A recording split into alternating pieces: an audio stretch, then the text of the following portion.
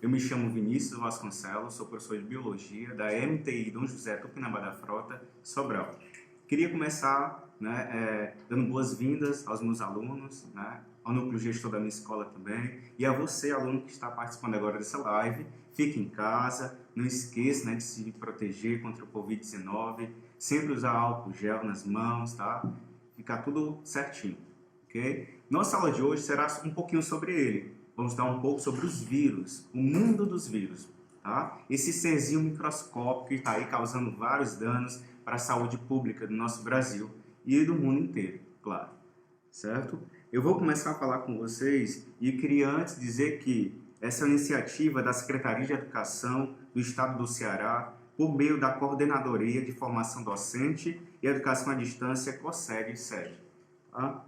Eu queria conversar com vocês, começando assim a falar o que seria um vírus, né? O que são esses agentes, né, que a gente está vendo aí todo dia na televisão, na mídia. Gente, vírus é um agente microscópico, pequenininho, que não dá para ser visto em microscópio óptico, apenas o eletrônico, pela dimensão que ele é muito pequeno. Imagina aí, nossas células humanas são muito pequenas já, só podem ser vistas através de um microscópio. Uma bactéria menor ainda que uma célula. E o vírus ainda que é menor ainda, né? Uma unidade muito pequena, tá? Esses agentes microscópicos, pessoal, eles são acelulares, eles não possuem células, tá? Já começando a falar um pouco sobre as características deles.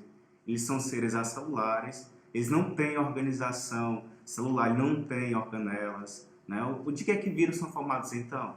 São formados apenas por uma cápsula de proteínas, né, com o envoltório nuclear, que esse vírus rouba um pouco da membrana plasmática das células humanas, do seu hospedeiro, no caso, e dentro dessa cápsula existe lá um material genético, ou DNA ou RNA, certo? Existem esses dois.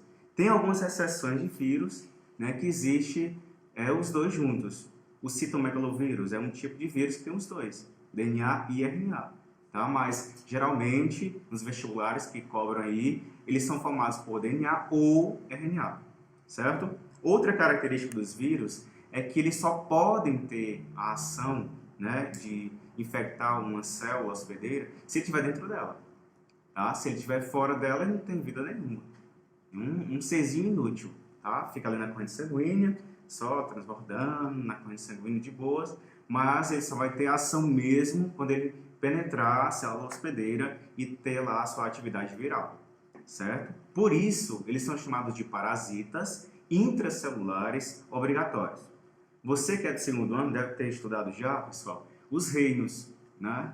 No segundo ano a gente estuda os organismos. Os reinos são 5. Reino Monera, protista, reino fungi, reino plantar e reino animalia. Vocês percebem que os vírus não estão nem dentro desses reinos. Por quê? Porque eles não possuem células, tá? Eles não, por serem acelulares, eles não estão encaixados dentro dos reinos. Vírus é um caso à parte, certo? Outra característica importante dos vírus é que eles sofrem mutações. A gente vê aí o caso da dengue, né? A dengue tem a dengue tipo 1, tipo 2, tipo 3, tipo 4. São vários tipos de vírus pela dengue, certo? Então, o que é isso? Eles estão sofrendo mutações. O vírus do HIV também, né, da AIDS, é um vírus que sofre mutações constantemente, por isso que ainda não tem aquela cura específica para esse tipo de vírus, essa doença no caso. Outra coisa que eu queria lembrar a vocês, alunos, é o seguinte: muita gente se confunde, pessoal, o que é um agente etiológico, o que é o transmissor ou vetor, tá? O que é profilaxia, tem aluno que não entende, então vamos entender agora, bom? Gente, agente etiológico é o vírus, tá? É o nome do vírus que causa a doença, ou bactéria, né? O fungo, isso é o agente etiológico. Por exemplo, o vírus HIV, né? HIV é o agente etiológico. O nome da doença é AIDS, tá? O que seria a transmissão? Contato sexual, sem camisinha, né? Sexo sem camisinha. Isso seria uma transmissão do vírus, certo? Seringas, agulhas, transfusões sanguíneas sem um controle bem, né, formal, certo? E o que seria essa profilaxia? Que muita aluno, professor, não entendo o que é profilaxia. Gente, profilaxia é o modo de combater a doença. O que é que eu preciso fazer para não ter aquela tal doença? Né? Aí no caso da AIDS, usar camisinha, preservativos, tá? Isso é profilaxia, ok? Outra coisa que eu queria fazer é lembrar vocês, o que é que os vírus causam na humanidade? Gente, geralmente os vírus, eles não têm muitos benefícios, mas existe alguns benefícios que é a geniterapia, né? Que eles utilizam o vírus para combater outras doenças. Tá? E também tem os bacteriófagos, que eles utilizam também para poder fazer insulina para os seres humanos, né? Que é uma coisa boa que eles poderiam fazer para a gente. Tá? Bacteriófagos, para quem não lembra, são vírus que atacam bactérias. Eles têm tipo um formato de uma aranhazinha. Ok? Outra coisa que eu queria lembrar a vocês é que os vírus, além de sofrerem mutações, eles precisam de uma célula hospedeira, como eu tinha falado anteriormente. Aí dentro dessa célula hospedeira, quando eles penetram dentro dela, eles têm uma maquinária. Só que eles só vão ter essa maquinária se estiver dentro da célula. Então eles não possuem metabolismo próprio. Tá? Eles precisam dessa célula para poder fazer suas atividades virais. Poder duplicar o seu DNA ou RNA, poder produzir seus capsídeos, para depois que essa célula estiver lotada de vírus, ele vai tipo, causar uma lise na célula e ela vai atacar outras células vizinhas. Tá? E aí começa o que a gente chama de infecção viral. Ok? Então, de que ele é formado, então? Se ele não tem organela, se eles não têm mitocôndrias, se eles não têm centríolos, nem a membrana plasmática eles não possuem. Só lembrando, eles só são constituídos de uma cápsula de proteínas, e dentro das cápsulas de proteína tem lá o DNA e o RNA. Existem dois tipos de vírus, né? Existem os vírus envelopados e os vírus não envelopados. Os vírus não envelopados só tem um capsídeo, de boas, e dentro desse capsídeo tem lá o DNA ou o RNA.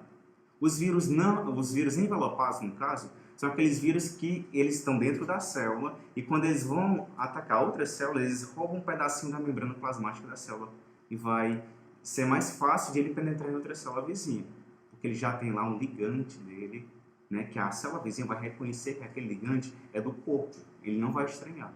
Então vai ser muito mais fácil a infecção viral. Ok?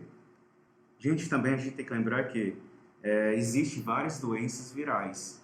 Né? A gente tem até um macete, né, que eu posso colocar depois da live no Facebook, no comentário, que é o Chicozinho vai sacar pó de café na rua.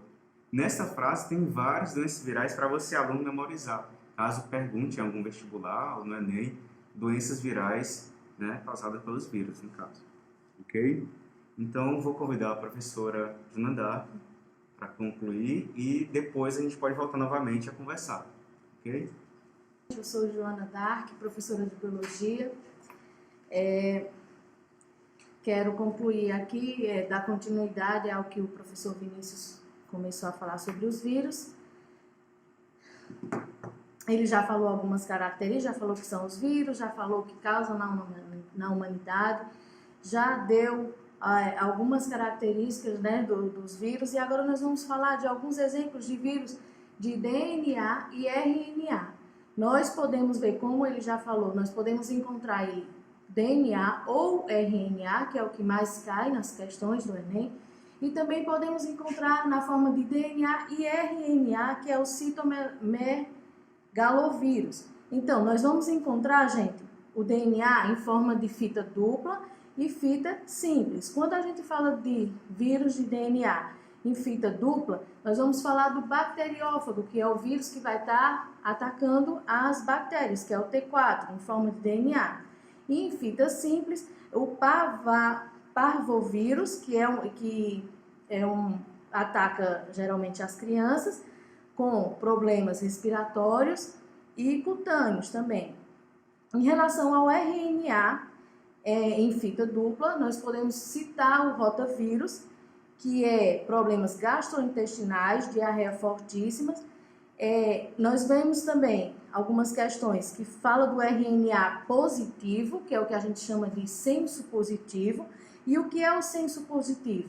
É o RNA quando ele é o RNA mensageiro, ele já entra, já invade a célula, já com a informação no vírus. E quando a gente encontra o RNA com um senso negativo, o RNA ele não é mensageiro, ele vai estar tendo que produzir essa informação de RNA mensageiro para formar a devida proteína. Falando aqui um pouco sobre soro, qual a diferença entre soro e vacina? Citando um exemplo de quando alguém é picado por cobras. Então, ele vai até o pronto-socorro, vai ser injetado o anticorpo já pronto, que é o que nós chamamos de imunização passiva, que é o que ele vai agir de imediato, trazendo a cura, e já a vacina, ela age como o quê? Em relação, dando um exemplo assim, gente, de forma do vírus da gripe, vai tomar o vírus da própria gripe, que é o antígeno, não é? Vai estimular no seu corpo e produzir o anticorpo, e também uma célula memorial, que é o que nós chamamos de preventiva, que é uma imunidade ativa. Já o antibiótico, ele é usado somente para combater as bactérias, não vai ser usado para combater os vírus. O que nós chamamos do que vai combater os vírus é o que nós chamamos de antivirais. Vou passar agora para o professor Vinícius, ele vai estar concluindo. Então, pessoal, eu queria agradecer. Estamos encerrando uma live aqui, tá? Com muito esforço, né, satisfação. Eu desejo a todos uma ótima tarde, um beijo e um abraço também a todos, tá? Até mais.